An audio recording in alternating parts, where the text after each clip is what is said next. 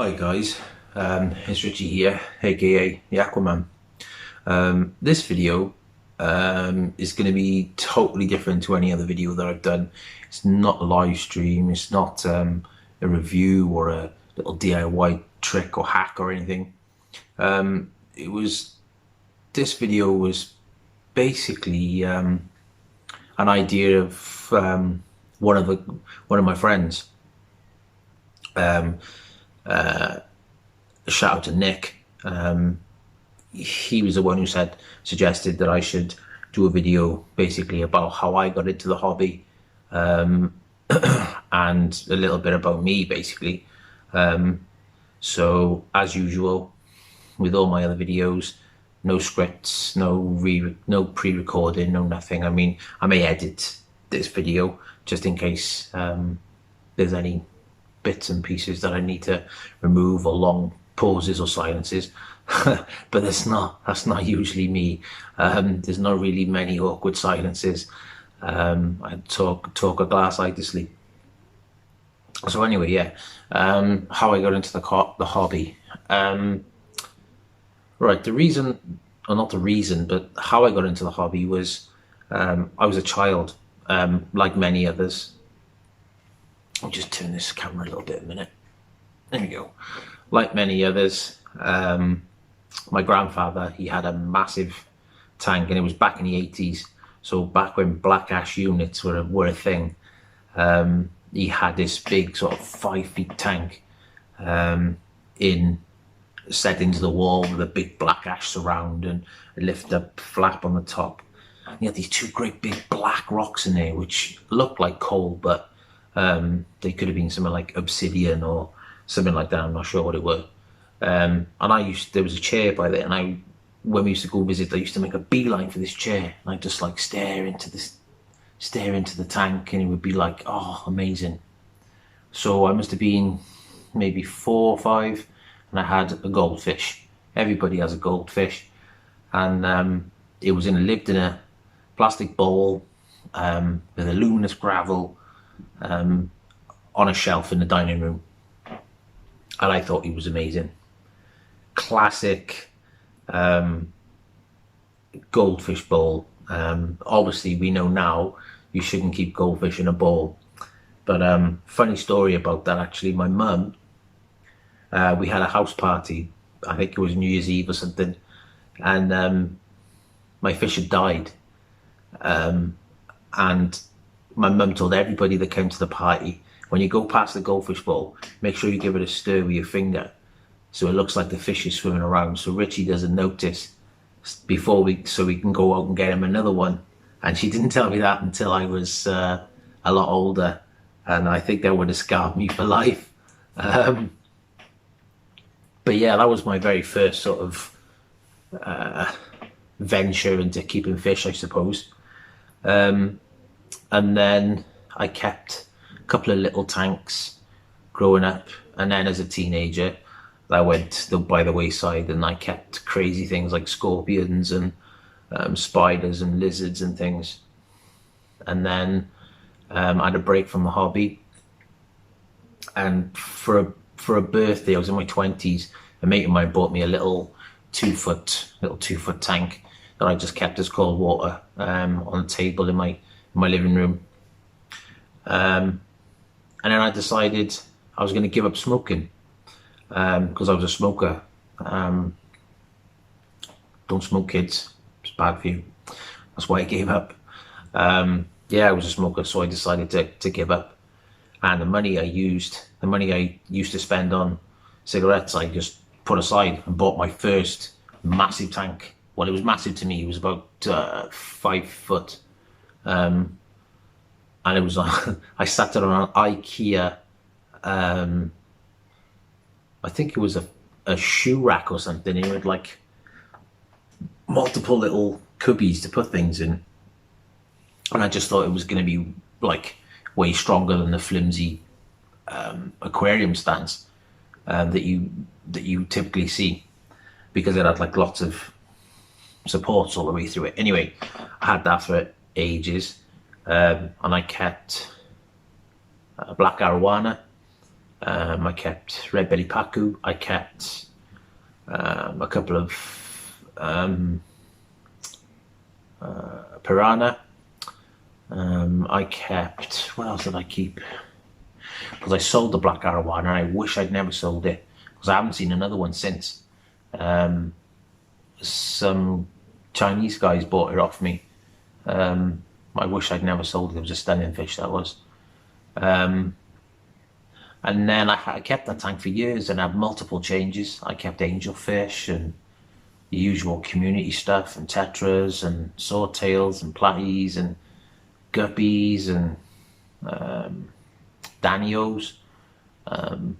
My wife had a little tank in the bedroom about the same time, and that was when the first like luminous fish sort of came onto the scene, and we didn't know any better. We were kind of a bit ignorant, I guess, and she wanted these bright pink danios, so she had them in the tank. Her tank was crazy with crystals and living pink fish in it and God knows what. So yeah, that was fun. Then I sold that big tank when I moved, and then I bought another big tank. This time it was bigger again. It was a 5 by 30 by 2, and I got into discus then, and since then I just fell in love with discus. I love discus. This tank behind me here is a 90 centimeter, 90 50 50, better line 90 I think is the make. But this will soon be gone, and there'll be a 120 from Aquariums for Life going there, and that's going to be my discus tank. I'm going back to discus. I haven't decided whether it's going to go planted or hardscape only. I'm not sure yet. I've just spoken to Pete from Riverwood Aquatics to see if he can sort me out some cool wood, because I've got a wicked design in mind for that.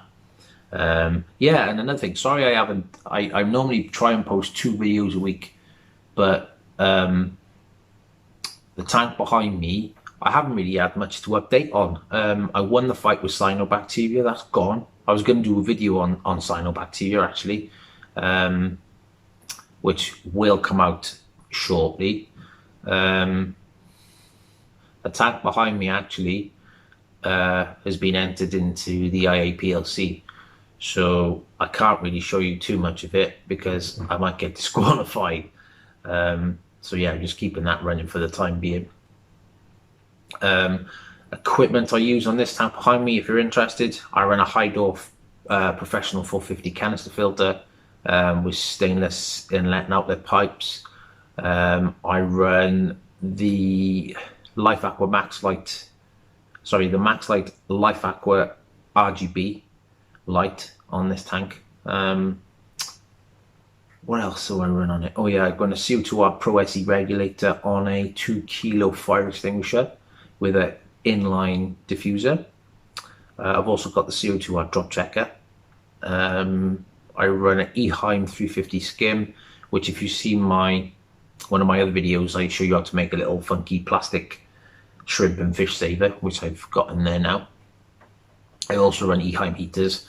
I would run inlines, or I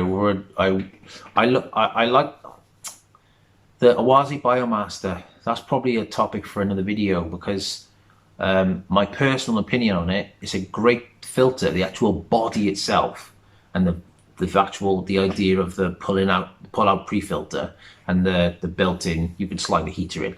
That's great, but there are things I don't like about it. So perhaps I should do a video on a Biomaster, maybe. I don't know. Let me know your thoughts in the bottom about the Biomaster. Yeah, that's... Anyway, I'm going rambling again. I'm doing a George Farmer rambling. Back to topic. Yeah, when I moved to this house 12 years ago, I built the big 5-foot tank that I just talked about. And I kept discus. And long before I even knew or even understood what aquascaping was, it was heavily planted. So wood. I had a lot of lilies. I had water wisteria, Hygrophila difformis, which I know what it is now. Limnophila sessiflora, which back in the day I thought was kabomba, because I didn't know anything about aquatic plants. My knowledge, my background is in aquascaping, not aquascaping, landscaping. I studied horticulture at college, so my experience is all with exterior terrestrial plants. I wish I'd listened harder at college now with the house plants, because I started getting into things like the pothos, the devil's ivy, and I've always been a fan of carnivorous plants and pitcher plants and Venus flytraps and stuff like that, which I've never actually kept. I've kept the Venus flytrap once or twice. I was big into cacti, and I tried bonsai, but I'm no good. I keep forgetting to water them all the time. So I'm big into like Japanese. I got lots of vases and bamboo and azaleas and rhododendrons and camellias and stuff in my garden. So that's my other my background, I guess. Anyway, yeah. So I was keeping that, and then I kind of discovered aquascaping by accident, I think. I was just searching on YouTube, like, for different things, aquarium design or aquarium something, just looking for something different. And I stumbled across the ADA guys, Takashi Amano. You probably will, if you follow my channel, you see my channel before, you possibly would have seen the Adam Pascala live stream that I did with him, where he goes into great detail about Takashi and his work with Takashi as well, which is phenomenal. Yeah, and then I started getting into that, and I got heavily into aquascaping, and I've been kind of hooked to it ever since, I guess. So yeah, I kind of faffed around with my tank a little bit more, and I was never happy with it, as many of us aren't. Constantly changing and constantly changing different things. And many of the techniques that we use now with stem plants, like cutting the stem plants and replanting the tops, I was doing that anyway. Because I think with my background in horticulture, taking cuttings, we used to do all the time. So, you know, if you see a plant and there's roots coming down from the stem, you just cut that plant and put it into the substrate or into the soil, and you know, if you're lucky, you grow. And I was already doing that with my tanks, so it was cool. And then I had a massive disaster with my discus tank. Everything was looking stunning. I had a lot of A-grade Chen's discus in my tank, and I didn't realize at the time, but I did a water change, and Welsh Water must have been doing something with the sewers or the drains or something, and they must have added something to the water, and my pH just crashed, and I lost probably the best part of 2 grand's worth of discus and other fish. I had a breeding colony of black neon tetra, which I'd never bred before. I didn't even realize. I had a few breeding pairs of discus breeding. It was just heartbreaking. So at that point, I literally lost it, and I said, right, the tank's going, everything's going. I sold all my equipment. I didn't even own a net. The tank went out the garden. I emptied it, and I'd had enough. And then possibly a couple of years later, friends of mine had a shop called Aquabatic in Cardiff. It's closed now. And I saw a Denelay Scapers Cube, 30 centimeter. And I thought, I gotta have it. So I think I had it for a birthday or something. And he used to sit the other end of my sofa down there on a little table. And again, that was aquascaped with wood, and I had a better Siamese fighting fish in there, and some micro rasboras, pygmy cories, a few bits and pieces like that.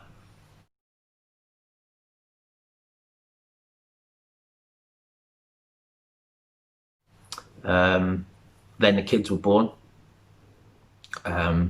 My eldest was constantly pushing his face up against the tank, up against the glass, and loving the fish. But when he got a bit taller, it was a bit, you know, I didn't want him to pull the tank on himself, so the tank went. I wanted tanks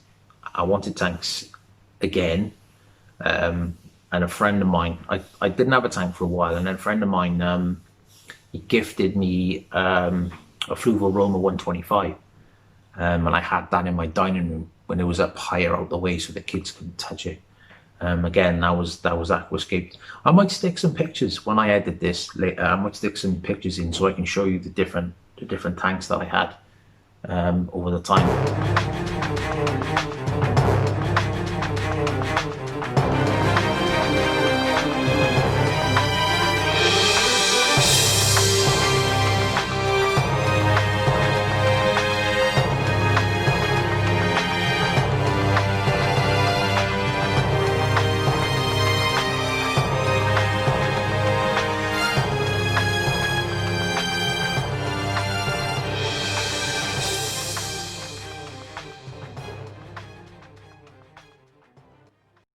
Wanted an aquascaping tank, so I got this one behind me off Beto Aquarios from Spain.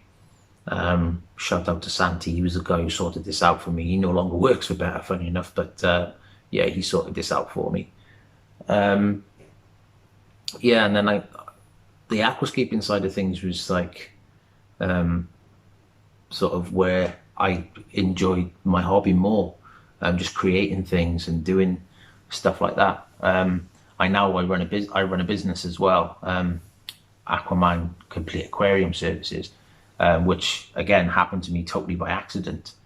It was just one day up the school. One of the mums happened to ask if anyone knew anything about fish, and then I just started maintaining the tank at their works, and then the rest is history really. I advertised, I put myself out there, and I started getting more and more customers, and that's it really. So I do everything from aquarium design and aquascaping right the way through cleaning people's tanks on a regular basis. It's all right, it's good fun. It's kind of pays for my hobby and is a bit of an income as well, which is cool. So yeah, I mean, back to the tank behind me, between the old 125 I had in the dining room and then this tank, I kind of changed the designs a few times and took photos, and I saw what George was doing and a few others, and I just wondered if anything I was doing was good enough to perhaps become sponsored or an ambassador or something. And I sent my pictures of my work to a few other people. I spoke to a few people who were involved in the hobby, and I was lucky enough to land my first product ambassador role, if you like, with Prodibio. And I used their products before anyway and quite liked them, and just happened to shoot a message over. I was already friends with a couple of people who were already ambassadors for Prodibio, so I just sent over some pictures of my work, some pictures of work I'd done for customers, and yeah, I was lucky enough to be an ambassador for them. So I pretty much exclusively just use all Prodibio soil now and most of their additives. I chop and change with fertilizers because it depends on what I use. Just I chop and change my mind all the time, basically. Yeah, I was also lucky enough then to approach Max Light. I didn't think in a million years that people on their roster like Takayuki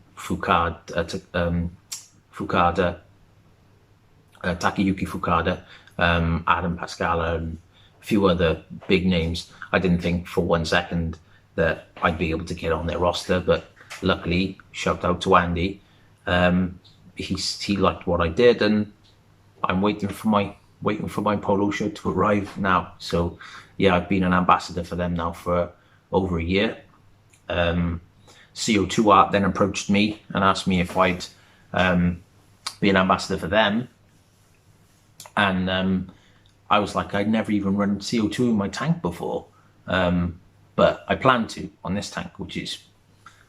They said it's okay. I've seen what you've done and like what you do. So, if you gonna use CO2, would you try out our stuff? So I was like, yeah, of course.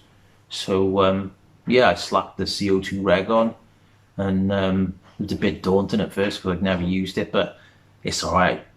I get on with it now. It's great for growing plants.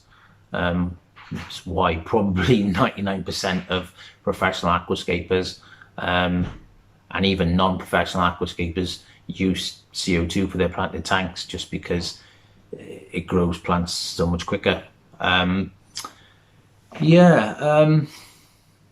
Then I saw the FishScience stuff, and I had a couple of testers of their foods.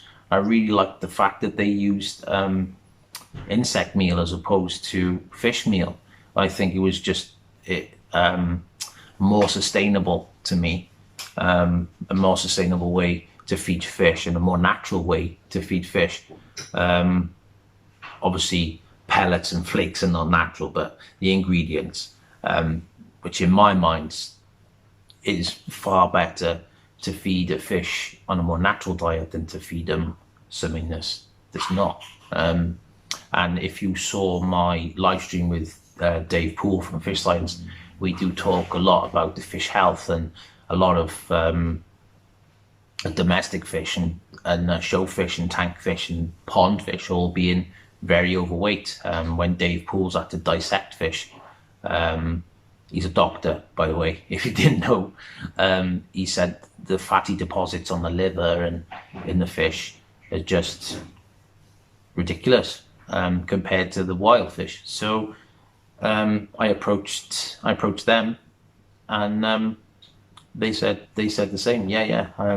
Use our products and promote away. So that's where I'm at now in the hobby. I'm hoping in the future to collaborate with a few more people. That would be great. I love doing the workshops. They're always good. I don't know if any of you that are tuned into my channel have ever been to any of my workshops, but I try and get people involved. It's good fun, if you can encourage people into the hobby, or people who have left the hobby to come back, then even better. So I hope you enjoyed this video. I know it's totally different, and I can totally understand if you got bored by now and just switched off. But if you haven't, if you stay to the end, then good, happy days. I quite enjoyed doing this one. If you found anything good out of it, if not, then whenever. Leave a comment down below, or ask any questions. Just give me a shout. You can catch me on Instagram, Aquaman_aquascaper. I'm on Facebook. I also admin. I run UK Planted Aquariums and Aquascaping group on Facebook. We're at nearly 10k members now. 7.5 of those 1,000 members are UK, so that's cool. And we've got a 10k giveaway coming up soon. So if you heard it here first. So if you're not subbed, please do so. Like, comment, go over to the group and send a request. We've got some cool sponsors. Aquariums for Life actually give 10% off to the members of the group. Riverwood Aquatics are also a sponsor of the group. So I'll see you in the next one, guys.